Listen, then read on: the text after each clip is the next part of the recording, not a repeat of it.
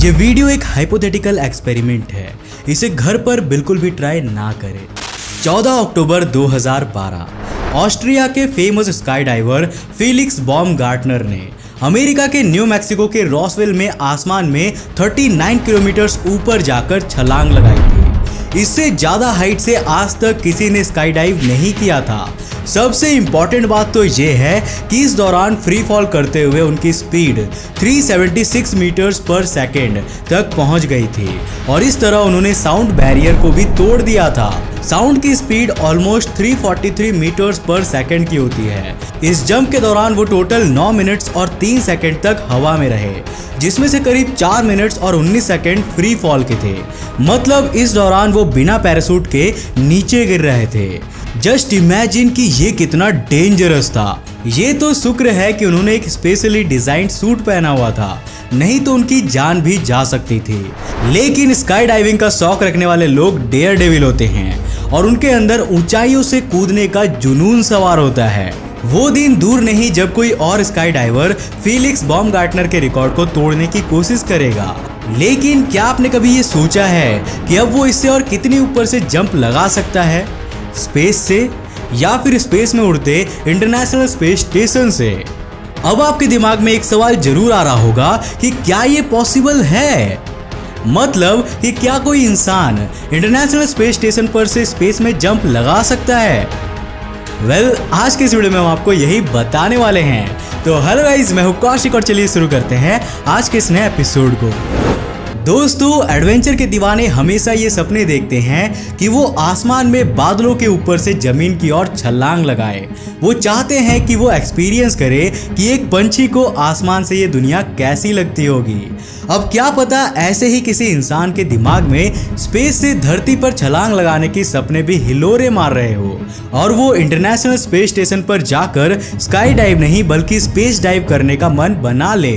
लेकिन यहाँ पर सवाल ये उठता है कि वो ऐसा करेगा कैसे? मतलब कि वो वहां तक जाएगा कैसे? फेलिक्स बॉमगार्टनर ने उस हाइट पर पहुंचने के लिए एक बलून बनाया था, लेकिन स्पेस में बलून तो नहीं जा सकता है क्योंकि वहां पर हवा भी नहीं होती है। ऐसे में हमारे स्काई डाइवर को एक स्पेस क्राफ्ट की जरूरत होगी जो उसे स्पेस स्टेशन तक पहुंचा सके। हमारे पिछले एक वीडियो में हमने आपको स्पेस एक्स के क्रू ड्रैगन स्पेस क्राफ्ट के बारे में बताया था। ये नासा के एस्ट्रोनॉट्स को स्पेस स्टेशन तक ले जाता है, लेकिन क्या वो एक नॉर्मल स्काई डाइवर को स्पेस तक ले जाएगा? वेल, बिल्कुल भी नहीं। पर चलिए मान लेते हैं कि स्पेस एक्स ऐसा करने को तैयार हो जाता है। अब ऐसे में उस स्काई डाइवर को इसके लिए करीब 6 करोड़ डॉलर्स खर्च करने होंगे क्योंकि ये इसकी वन टाइम मिशन कॉस्ट है। इसके बाद हमारे स्काई डाइवर को मिशन स्टार्ट होने तक का वेट करना होगा। घड़ी को थोड़ा जल्दी घुमाते हुए अब हम उसे स्पेसक्राफ्ट में बैठाकर सीधे स्पेस स्टेशन में पहुंचा देते हैं क्योंकि मुझे पता है कि आप उसके स्पेस स्टेशन से कूदने का बेसब्री से इंतजार कर रहे हैं। लेकिन ठहरो जरा, अरे भाई, हम अपने स्काई डाइवर को ऐसे ही स्पेस से नहीं कूदा सकते ना। सबसे पहले हमें ये देखना होगा कि उसके पास सुरक्षा के सारे इक्विपमेंट्स है या नहीं। अब अगर हमारा स्काई डाइवर स्पेस स्टेशन में है तो उसने एस्ट्रोनॉट वाला स्पेस सूट तो जरूर पहना होगा और उसके पीछे वो ऑक्सीजन वाला सिलेंडर भी लगे होंगे। अब ऐसे में उसके लिए पैराशूट बांधना काफी टफ होने वाला है। पैराशूट के बिना वो सेफली जमीन पर लैंड नहीं कर पाएगा और स्पेस सूट के बिना वो सोलर विंड्स और धरती के ऊपर वाले एटमॉस्फेयर की हीट से राख हो जाएगा। इसलिए दोनों ही जरूरी है। सेकेंडली, वो यहाँ पर किसी नॉर्मल बिल्डिंग या आसमान में उड़ते हुए बलून से डाइव नहीं लगाने वाला है। वो डाइव लगाने वाला है ISS से, जिसकी धरती से डिस्टेंस है 405 किलोमीटर। मतलब फेलिक्स बॉमगार्टनर के रिकॉर्ड से भी करीब 10.4 टाइम्स ज्यादा। अब जरा अंतरिक्ष टीवी के स्पेस स्टेशन में बैठे आप लोग अपने स्काई डाइवर को अलविदा कह दीजिए क्योंकि अब वो स्पेस स्टेशन से कूदने ही वाला है। यहाँ पर उसे 2 चीज याद रखनी होगी। पहला, ISS की ऑर्बिटल स्पीड 8 किलोमीटर पर सेकंड की है और वो धरती की रोटेशन की डायरेक्शन में उसके साथ ही रोटेट कर रहा है। दूसरा, धरती की खुद की ऑर्बिटल स्पीड 460 मीटर्स पर सेकंड की होती है। ये याद रखना इसलिए जरूरी है क्योंकि यहाँ पर अगर हमारा स्काई डाइवर धरती के रोटेशन की डायरेक्शन में जंप करता है तो वो कभी भी नीचे जमीन पर गिरेगा ही नहीं। पर ऐसा क्यों? स्पेस स्टेशन से जंप करते ही वो धरती के चारों ओर अपनी ही एक अलग ऑर्बिट में रोटेट करने लगेगा और जब तक उसे रेस्क्यू नहीं किया जाता वो ऐसे ही घूमता रहेगा कुछ समय तक हमारा स्काई डाइवर और फिर उसकी लाश। ऐसे में जरूरी है कि या तो स्पेस स्टेशन ही उल्टी डायरेक्शन में घूमे या फिर वहां पर ऐसा कोई इंतजाम किया जाए जिससे हमारे स्काई डाइवर को उल्टी डायरेक्शन में तेजी से धकेला जा सके। अब यहाँ पर भी जी हाँ, इस ऑप्शन में भी आप ये एक्सपेक्ट मत करना कि हमारा स्काई डाइवर सीधे नीचे की ओर आ जाएगा।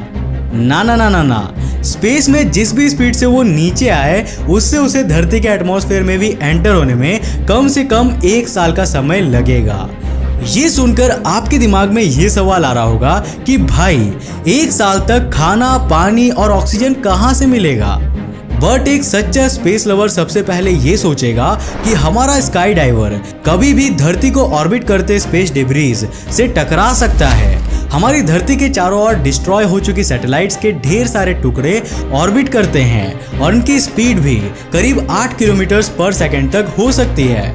इनमें से अगर एक भी टुकड़ा हमारे स्काई डाइवर से टकराए तो उसकी मौत होनी तो निश्चित है। पर चलिए मान लेते हैं कि वो इन सब से भी बच जाता है और धरती के एटमॉस्फेयर में एंटर भी कर जाता है। दोस्तों, अब इतना कुछ सुनने के बाद अगर आप ये सोच रहे हैं कि हमारे स्काई डाइवर का कठिन समय अब खत्म हो चुका है तो भाई अभी तो बस ये शुरुआत है।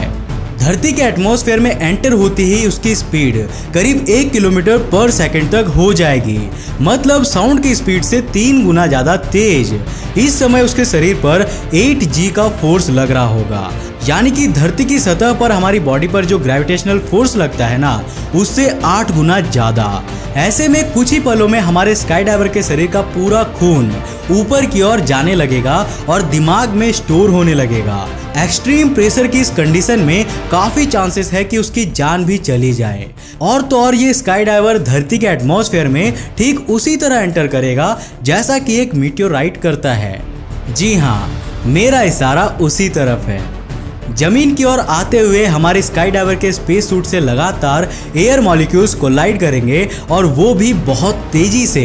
इस कारण कुछ ही पलों में उसके स्पेस सूट का आउटर टेम्परेचर 1600 डिग्री सेल्सियस तक पहुंच जाएगा एंड इन दिस केस वो राख में बदल जाएगा, क्योंकि इतने हाई टेम्परेचर पर स्पेस सूट तो क्या, स्टील भी मेल्ट होने से नहीं बच पाएगा।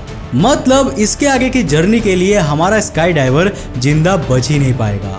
अब अगर मैं एक बार फिर से किसी सुपर हीरो की तरह एंट्री मारूं और अपने स्काई डाइवर को बचा लूं तो वो अपनी जर्नी को कंटिन्यू रख सकता है। इसके बाद अगर वो पैराशूट उसके पास होता है और वो जमीन से करीब 1 किलोमीटर पहले सक्सेसफुली अपना पैराशूट ओपन कर लेता है तो नो डाउट वो इजीली जमीन पर लैंडिंग कर लेगा। आई एम श्योर इसके बाद वो दुनिया भर के टीवी चैनल्स पर छा जाने वाला है और बनता भी तो है। मैं तो कहूँगा कि उसे दुनिया भर के सारे अवार्ड्स एक एक करके दे देने चाहिए। और हाँ, यहाँ पर मेरा भी कुछ ख्याल जरूर रखा जाना चाहिए, क्योंकि मेरे बिना तो ये जर्नी पॉसिबल ही नहीं थी। अरे भाई, कोई अवार्ड नहीं तो कम से कम मेरे लिए एक स्पेशल मेंशन तो बनता है। आखिर मैंने ना जाने कितनी ही बार अपने स्काई डाइवर की जान बचाई है। खैर, इमेजिनेशन की दुनिया से बाहर निकलते हैं और रियलिटी में देखते हैं। इंटरनेशनल स्पेस स्टेशन से कूदना हमारे लिए इम्पॉसिबल है। एटलीस्ट आज की टेक्नोलॉजी से तो ऐसा हो ही नहीं सकता। बट आई एम श्योर कि फ्यूचर में हम इंसान ऐसे किसी टेक्नोलॉजी को डेवलप जरूर करेंगे जिससे ये पॉसिबल हो सके, और उस दिन हमारा कोई ब्रेव स्काई डाइवर ऐसा करके जरूर दिखाएगा। वैसे आप क्या सोचते हैं इसके बारे में, हमें नीचे कमेंट करके जरूर बताना। अगर आपको हमारे वीडियोस पसंद आते हैं और आप चाहते हैं कि अंतरिक्ष टीवी ऐसे ही इंटरेस्टिंग वीडियोस बनाते रहे तो आप हमें सपोर्ट कर सकते हैं हमारी मर्चेंडाइज खरीद कर। आप हमारे वेबसाइट antarikshtv.in पर जाकर हमारे कूल स्पेस टी शर्ट्स जाके खरीद सकते हैं, और साथ ही आप यूज कर सकते हैं स्पेस 500 कूपन कोड को, जिससे आपको 50 रुपीज़ का कैशबैक भी मिलेगा। तो बस अपने मनपसंद की टी शर्ट्स परचेस करो और अंतरिक्ष टीवी को सपोर्ट करो। अगर आपको वीडियो पसंद आया तो इसे लाइक करने के साथ साथ अपने फ्रेंड्स और फैमिली के साथ जरूर शेयर करना। अगर आप नए हो इस चैनल पर तो इंटरेस्टिंग वीडियोस के लिए चैनल को सब्सक्राइब करने के साथ साथ नोटिफिकेशन बेल को बंद कर देना ताकि आप देख सको हमारे वीडियो सबसे पहले। तब तक के लिए बाय, जय हिंद।